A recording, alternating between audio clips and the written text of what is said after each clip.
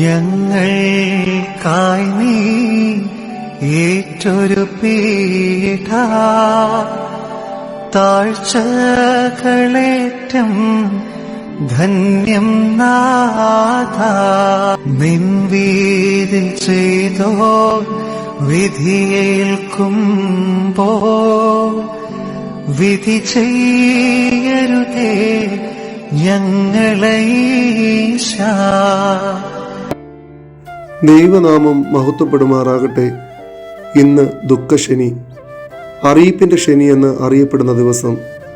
നമ്മുടെ കർത്താവും രക്ഷിതാവുമായ യേശു ക്രിസ്തു കാൽവറിയിൽ ക്രൂശിൽ തറയ്ക്കപ്പെട്ട സ്വയം മരണം വരിക്കുകയും തുടർന്ന് കർത്താവ് പാതാളത്തിലേക്ക് ഇറങ്ങി മരിച്ചവരോട് സുവിശേഷം അറിയിച്ചതിനെ ഓർമ്മപ്പെടുത്തുന്ന ദിവസം. തൻ്റെ കൂടെ ക്രൂശിൽ കിടന്ന വലതുഭാഗത്തെ കള്ളനോട് കർത്താവ് പറയുന്നുണ്ട്, ഇന്ന് നീ എന്നോടൊപ്പം പറുദീസായിലിരിക്കുമെന്ന്. എന്നിട്ട് ക്രിസ്തു പോയത് കല്ലറയിലേക്ക് മരിച്ചവരോട് സുവിശേഷം അറിയിക്കുവാൻ വേണ്ടിയാണ്. യേശു കൂടെ ആയിരിക്കുന്ന ഒരവസ്ഥയാണ് പറുദീസ എന്ന് പറഞ്ഞാൽ. നമ്മിൽ നിന്ന് വാങ്ങിപ്പോയിരിക്കുന്ന എല്ലാവരും ക്രിസ്തുവിനോട് കൂടെയാണെന്നുള്ള ഒരു തിരിച്ചറിവ് നമുക്കുണ്ടാകണം.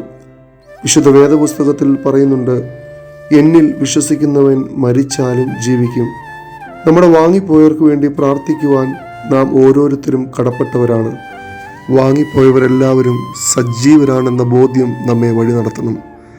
ഈ ദിവസം നമ്മുടെ കുടുംബത്തിൽ നിന്നും ചാർച്ചക്കാരിൽ നിന്നും ദൈവസന്നിധിയിലേക്ക് വാങ്ങിപ്പോയ എല്ലാ വിശ്വാസികളെയും ഓർത്ത് അവർക്ക് വേണ്ടി നമുക്ക് പ്രാർത്ഥിക്കാം. ദൈവം നമ്മെ അനുഗ്രഹിക്കട്ടെ.